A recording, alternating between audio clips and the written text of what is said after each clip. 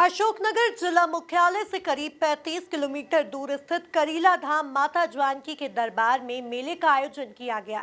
यहां हर साल रंग पंचमी पर 3 दिवसीय मेले का आयोजन किया जाता है।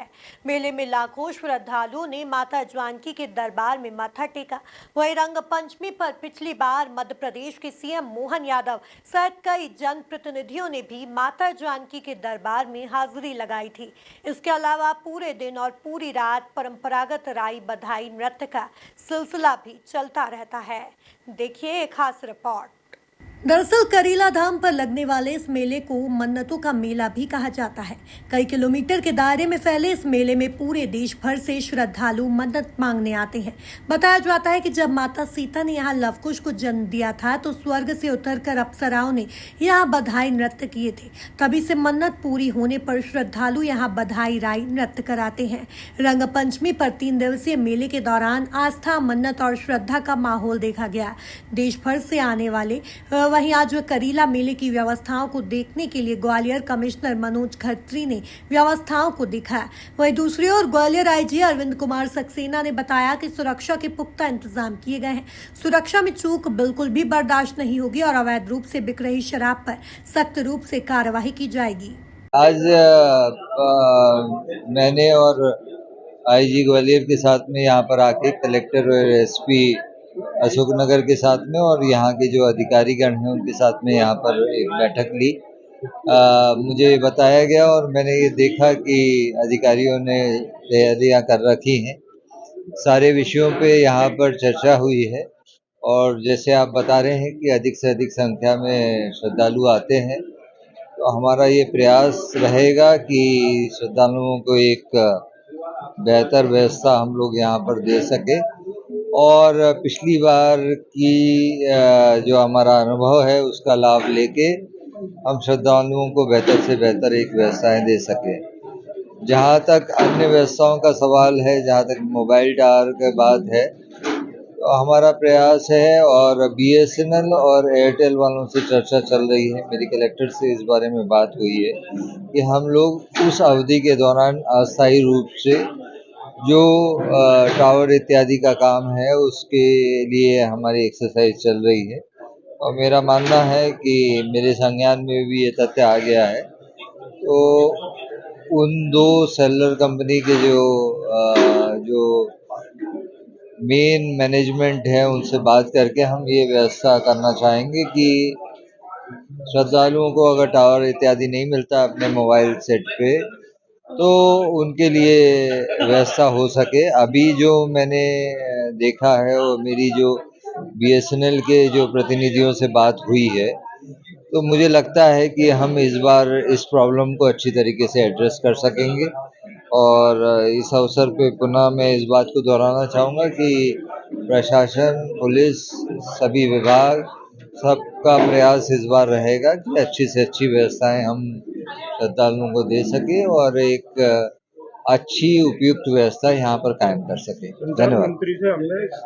देखिए, इसमें जो है व्यापक पुलिस व्यवस्थाएं पूरी इंश्योर की जाएंगी और इसके लिए मैंने जो यहाँ के हमारे जो पुलिस अधीक्षक हैं उनसे ये बात बताया है कि फोर्स को वेल बिफोर मांग लें। मतलब जो 18, 19, 20 के जो प्रमुख आयोजन होना है, तो अगर 16 तारीख से फोर्स उनको मिल जाएगी तो फोर्स की एक रिहर्सल हो जाती है कि किसको किस स्थल पे रहकर और कितने फोर्स सहित ड्यूटी करनी है और किस प्रकार से पब्लिक को रेगुलेट करना है, ट्रैफिक को रेगुलेट करना है और अन्य जो कार्य उनको सौंपे जाएंगे उसको रेगुलेट करना है।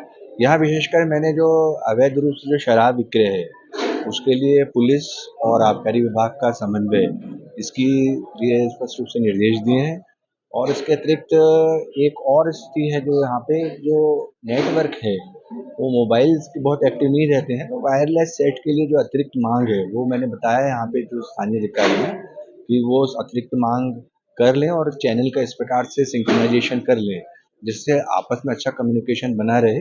क्षेत्र 6 सेक्टरों में बटा है, प्रत्येक 6 सेक्टर में अलग अलग जो है प्रभारी रहेंगे जो कि डीएसपी लेवल के इंचार्ज रहेंगे। उनके साथ पर्याप्त संख्या में निरीक्षक, उप निरीक्षक सभी लगाए जाएंगे। कुल मिला के इसमें जो हमारे जो अशोकनगर का जिला पुलिस बल के अतिरिक्त शिवपुरी, गुना और ग्वालियर वहाँ से भी जो है जिला पुलिस बल के अधिकारी कर्मचारी दिए जाएंगे। एसएएफ और इसके अलावा विशेष जो है हमारी क्विक रिएक्शन टीम भी बनी।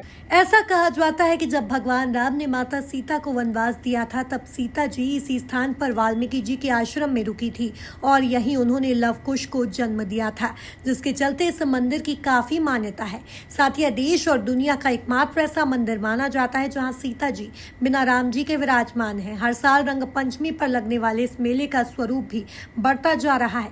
प्रशासन द्वारा मेले को शांतिपूर्ण तरीके से संपन्न कराना एक बड़ी चुनौती होती है। सीसीटीवी कैमरे से पूरे मेले की निगरानी की जाती है। वहीं सैकड़ों अधिकारी, कर्मचारी, पुलिस जवान तैनात रहते हैं। प्रति वर्ष की भांति इस वर्ष भी करीला मेला रंग पंचमी पर लगेगा और आज की तैयारियों का जायजा लेने के लिए कमिश्नर ग्वालियर जो हैं आज करीला आ रहे हैं। इसी संबंध में तैयारियों की बात करने के लिए मेरे साथ करीला ट्रस्ट के अध्यक्ष महेंद्र सिंह यादव मौजूद हैं। आइए उनसे जानते हैं क्या कुछ तैयारियां हैं करीला मेले के लिए और आगे क्या कुछ प्लान रहेगा। भाई साहब, एमपी न्यूज़ चैनल पर धन्यवाद। भाई साहब, करीला मेला को लेकर अभी तक क्या कुछ तैयारियां आपने पूरी कर ली हैं? प्रतिवर्ष की भांति इस वर्ष भी मेले की तैयारी सुचारू रूप से सब चालू है। हमारी मंदिर परिसर की साफ सफाई से लेकर पुताई, डेकोरेशन वर्क सारा हमने दे दिया है और अस्थायी शौचालय का निर्माण भी चालू हो गया है। पानी के टैंकर्स वगैरह, फायर ब्रिगेड, सभी की व्यवस्थाएं प्रतिवर्ष की भांति इस वर्ष भी हम लोगों ने सारी तैयारियां कर ली हैं।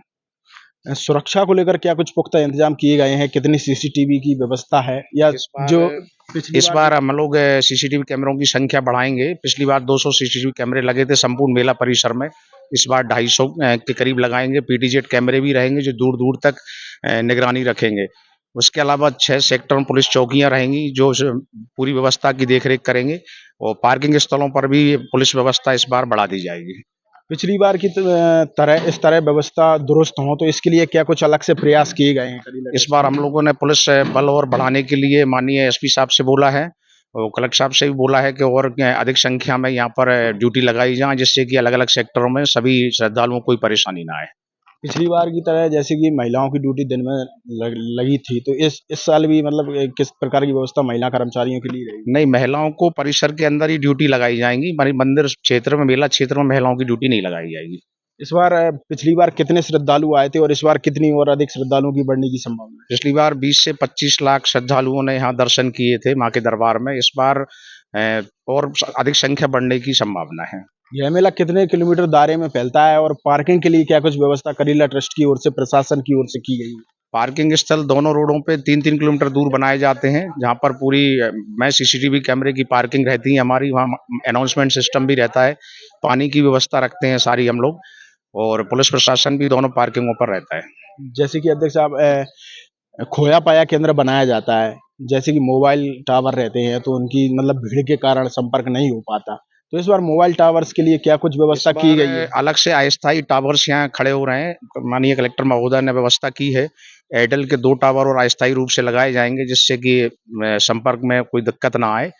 उसके अलावा हम लोग कुछ हेल्पलाइन नंबर भी रखते हैं जो डायरेक्ट कनेक्शन रहेंगे, उनके नंबर्स जगह जगह लिख दिए जाएंगे। कोई श्रद्धालु कहीं खोया पाया केंद्र पे नहीं पहुंच पा रहा है तो उस मोबाइल नंबर पे बात कर सकता है। जैसे कि पिछली बार लाइव दर्शन की व्यवस्था करीला ट्रस्ट की ओर से की गई थी, तो इस बार एलईडी बढ़ाई जाएंगी या फिर और कुछ व्यवस्था की गई? नहीं, ये परिसर में हम लोग 2 एलईडी बॉक्स लगाएंगे जो बाहर श्रद्धालु दर्शन करेंगे और बाकी जो एंट्रेंस पॉइंट रहेगा हमारा, वहां पर भी बीच बीच में छोटे एलईडी लगाएंगे, जिससे कि लोग रास्ते में जाते समय भी दर्शन कर सकें।